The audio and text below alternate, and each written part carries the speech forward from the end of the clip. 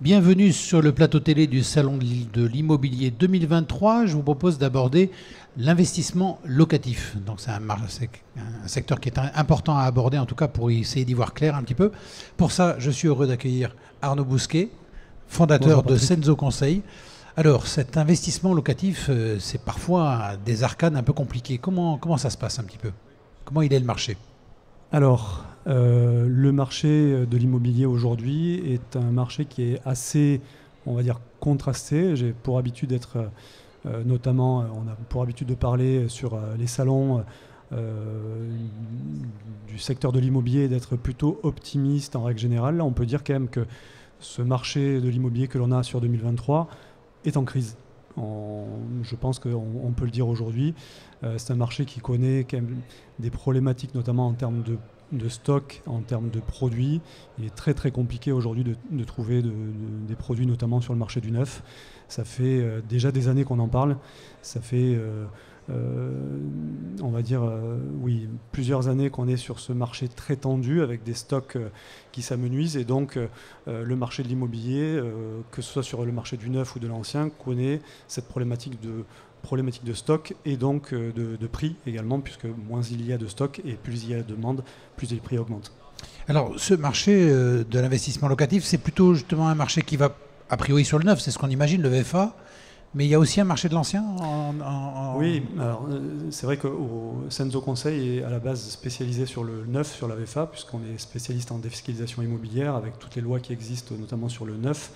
Le neuf donc, est une des solutions qui connaît quand même quelques problématiques par rapport au sujet que l'on a évoqué, notamment la pénurie de produits, mais aussi quelques lois fiscales qui arrivent en fin d'opération, avec parfois des opérations, des taux de réduction qui sont rabotés. Donc c'est vrai que l'objectif aujourd'hui, c'est de trouver les solutions palliatives pour voir si effectivement sur d'autres marchés, comme le marché de l'ancien, il est intéressant d'investir. Et c'est clairement, je crois, le sport national aujourd'hui, que de trouver de bons produits, à la fois sur le neuf, qui vont répondre aux objectifs de nos clients. Il en existe. Ce n'est pas une mince affaire de trouver de bonnes solutions. Je crois que le rayonnement national aujourd'hui fait en sorte de pouvoir trouver les solutions palliatives, mais il existe également le marché de l'ancien qui, sur la thématique de l'investissement locatif, un peu moins travaillé. Je pense notamment aux opérations en déficit foncier, en Pinel ancien réhabilité, en loi Malraux ou monuments historiques. Ce marché, je pense, est en train de clairement se développer par rapport justement à la baisse de l'offre que l'on a dans le neuf. Alors, dans le marché justement de l'investissement locatif, il y a un peu deux axes. Il y a l'axe d'un revenu complémentaire, et il y a l'axe de la défiscalisation. Quel est celui aujourd'hui qui est peut-être le plus porteur? Je dirais que de toute façon, ça va correspondre aux attentes des objectifs de nos clients. Une personne qui est fortement fiscalisée pourra effectivement, au travers des lois de défiscalisation, agir sur sa pression fiscale, son impôt sur le revenu. Mais parfois, ces revenus étant des revenus locatifs, on va essayer de trouver des solutions d'optimisation de ces revenus afin qu'ils ne soient pas trop fiscalisés. Donc tout dépend des profils, on va dire, de nos clients investisseurs. Encore une fois, il y a des solutions qui vont permettre de bénéficier de réductions d'impôts, où là on va intervenir directement sur l'impôt à la source, et d'autres solutions qui vont agir sur les revenus locatifs, notamment au travers du déficit foncier par exemple, qui permet d'alléger, voire de fixer complètement les revenus locatifs. Une des niches qui clairement est aujourd'hui en vogue, c'est la location meublée non professionnelle, donc le statut du loueur meublé non professionnel, puisque c'est une des niches qui permet vraiment d'aller optimiser la fiscalité des loyers en annulant, si cela est possible, clairement les revenus et de dégager des déficits, donc de mettre un bénéfice égal à zéro. Ces solutions, clairement, sur une thématique que l'on connaît, notamment la retraite, sont des solutions intéressantes, que ce soit pour des gens qui ont déjà des actifs immobiliers en location, j'en parlais tout à l'heure, ou des personnes qui veulent investir pour une première fois ou sur d'autres investissements complémentaires qui voudront clairement se créer des revenus non fiscalisés pour la retraite, par exemple. Parce qu'en fait, on est plus sur le levier justement fiscal, parce que sur le levier de la rentabilité, je veux dire aujourd'hui, la rentabilité est quand même moins forte avec les taux d'intérêt qui montent. C'est pas forcément là qu'il faut aller, mais c'est vraiment de l'optimisation fiscale. Oui, alors la rentabilité aujourd'hui brute, clairement, est de moins en moins intéressante. On a des prix qui augmentent, on a des loyers qui parfois sont plafonnés, voire encadrés. Et quand bien même on a des lois fiscales qui les plafonnent, Bon, c'est le cas sur Montpellier, c'est le cas sur des villes de France qui sont plutôt dynamiques, même si on a un plafond qui est au-dessus clairement du prix marché, donc ce n'est pas une problématique sur Montpellier. Mais la rentabilité brute, de fait, est clairement amoindrie de par l'augmentation des prix. Après, on pouvait compter jusqu'à cette... on va dire, ce rabotement des dispositifs de défiscalisation sur une rentabilité après incidence fiscale qui nous permettait, grâce aux réductions d'impôts, d'aller chercher un bonus, une carotte complémentaire. Comme les lois évoluent et clairement en moins bien, notamment sur le dispositif Pinel, sauf Pinel+, on a quand même une rentabilité nette qui chute. Au niveau de la VFA, on sait aujourd'hui que les matériaux de construction flambent complètement. Souvent, c'est des projets qui ont été lancés 3 ans auparavant, donc ils ont été lancés avec des prix et des coûts de construction qui étaient tels qu'ils étaient à cette époque-là. Ils montent. Donc est-ce qu'à un moment donné, il y a un risque que la qualité baisse et qu'on n'a pas le produit tout à fait qu'on avait souhaité acheter au départ ?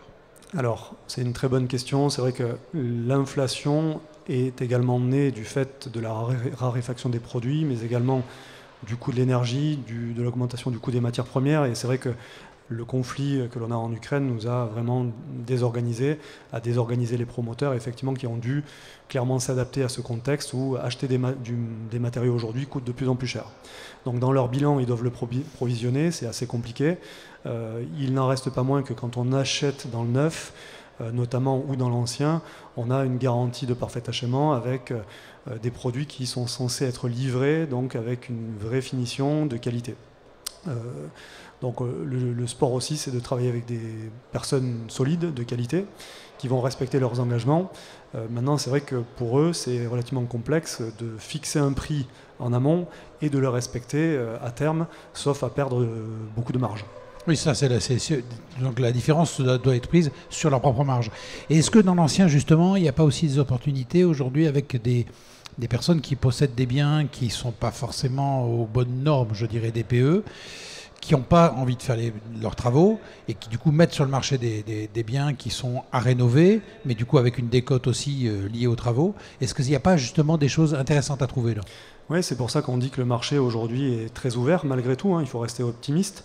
On a un marché qui est certes sur le neuf assez compliqué, notamment en termes de stock et de lancement de programmes, même si on a de plus en plus d'autorisations pour créer de nouveaux projets, mais malheureusement de moins en moins de mise en commercialisation. Donc effectivement, les produits avec des DPE, on va dire, moyens, sont peut-être des sujets sur lesquels de prochains investisseurs ou acquéreurs peuvent se positionner, parce que de fait, ils devront être rénovés afin d'obtenir ces labels écologiques et énergétiques pour les mettre en location. Donc certaines opportunités sont certainement à saisir, notamment pour des pluri-investisseurs qui, à la base, ne comptaient pas forcément devoir respecter ces labels.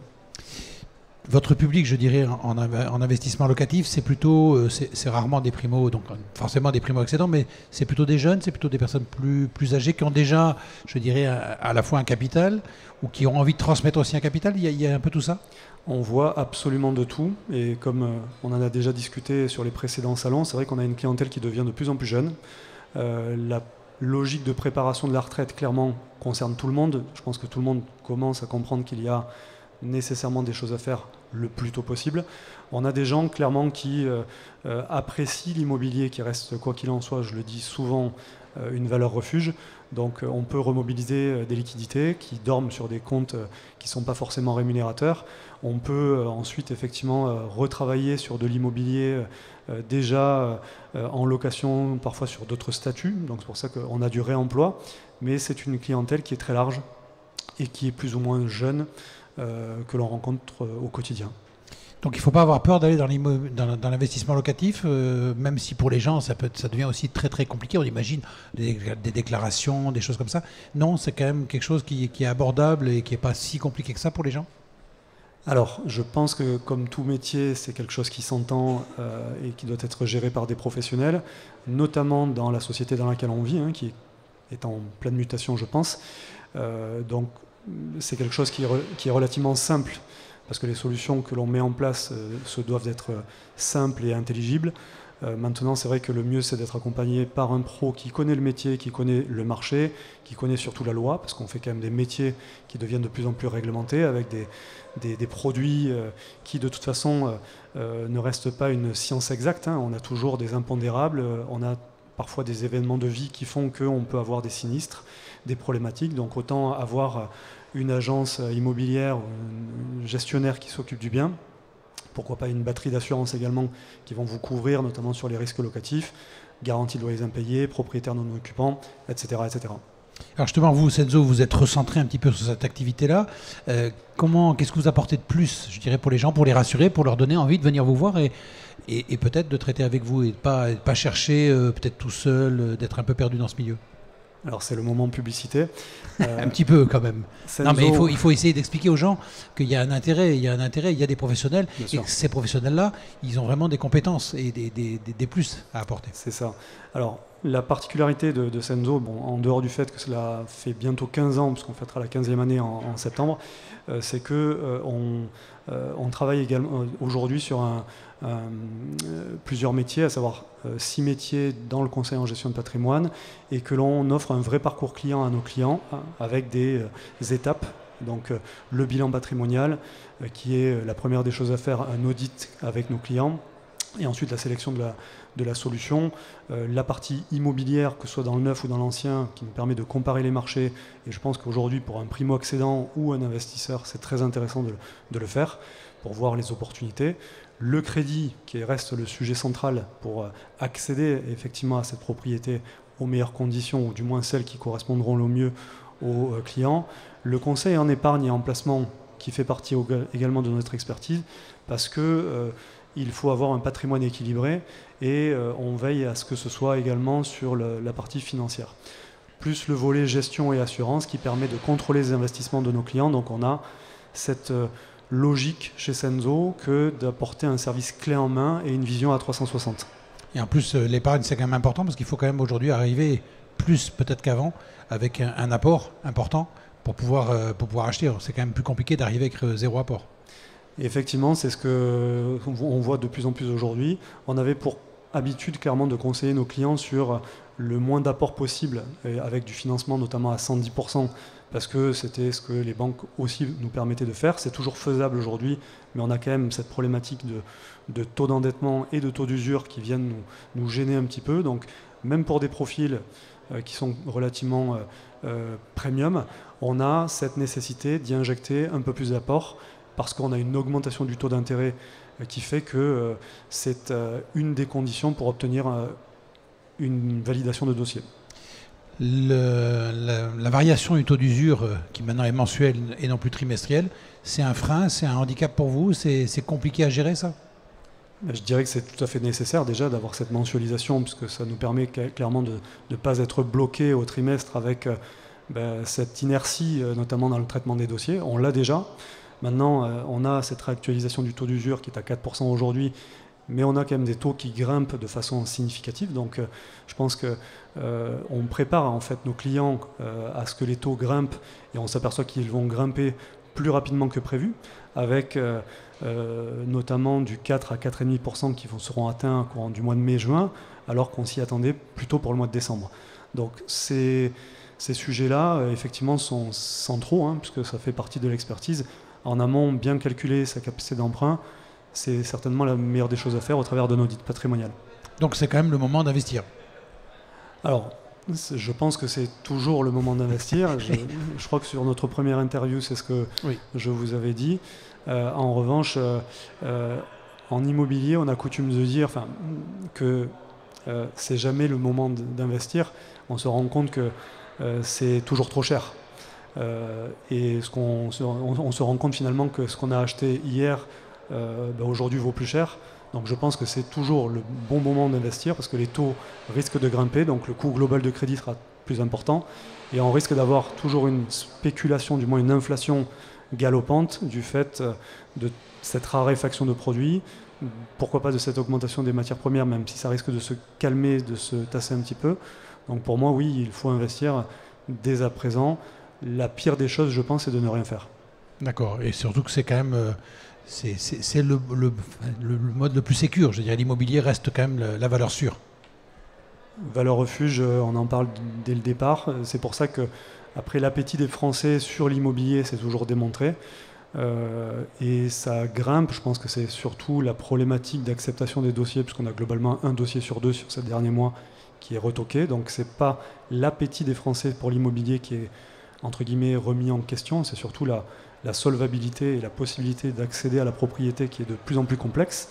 Et c'est sûr que, pour revenir sur la thématique du financement, sans correction également des lois de finances avec une vraie politique du logement pour créer du logement, on risque effectivement de tomber sur une crise qui risque d'être plus lourde que prévu, sociale également, si les gens ne peuvent ni acheter pour habiter, ni acheter pour investir. Eh bien, merci beaucoup. Vous voyez qu'il est toujours le moment un petit peu d'investir. Et l'avantage du salon de l'immobilier, c'est que vous avez des professionnels qui sont compétents, qui sont là pour vous recevoir, pour vous accompagner dans vos projets. Donc, n'hésitez pas, venez et contactez-les. Belle fin de journée. On se retrouve sur un plateau télé un peu plus tard. Merci. Merci.